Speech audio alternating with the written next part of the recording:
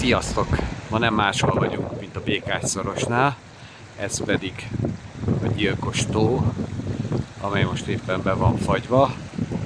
És hát ez a kivezető patak. És ennek a partján szeretnénk keresni egy olyan helyet, ahol mai ételünket el tudjuk készíteni. Szóval itt vagyunk a Gyilkos tónál, a kis pataknál. Első körben olvasztottam egy kis vajat, illetve egy kis olajat, és zöldborsot fogok belerakni. Készítünk egy zöldbors mártást, majd a hal mellé. Egy picit megpirítjük a zöldborsot. Egy kicsit hideg is van, a Gyilkos tó teljesen be van fagyva egyébként.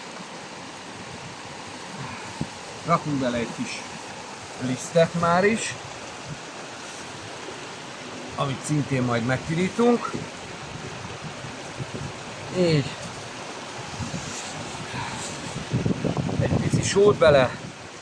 Rendben. Kicsit extrém a környezet ismét, és hát a szél sem kicsi. Rakunk hozzá egy kis főzőtejszínt. Így. És nincs más dolgunk, mint összeforralni a mártást.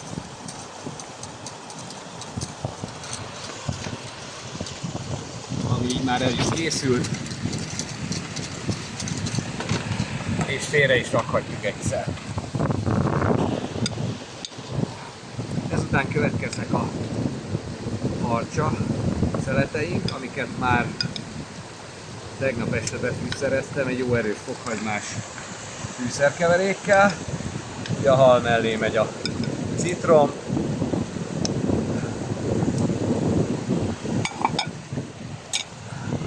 Ezeket szépen lassan elkezdjük sütni.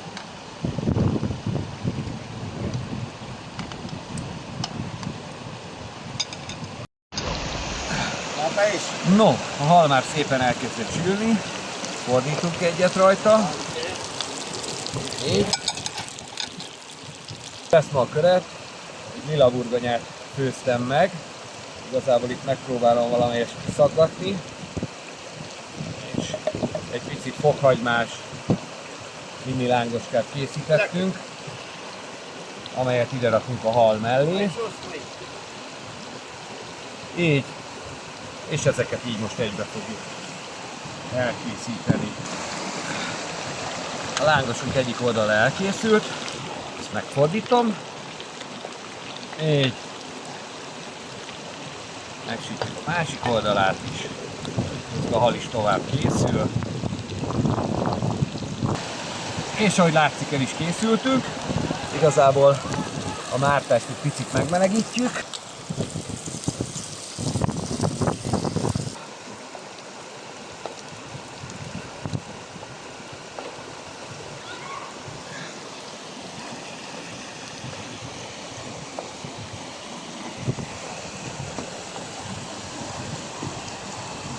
Megnézzük. Ez igen. Ez tálalásra kész.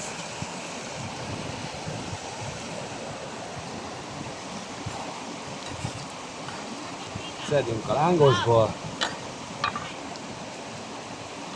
Mellé a harcsa.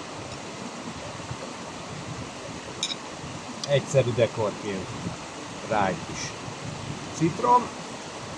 Így. És végül, de nem utolsó sorban, a zöldbors mártás.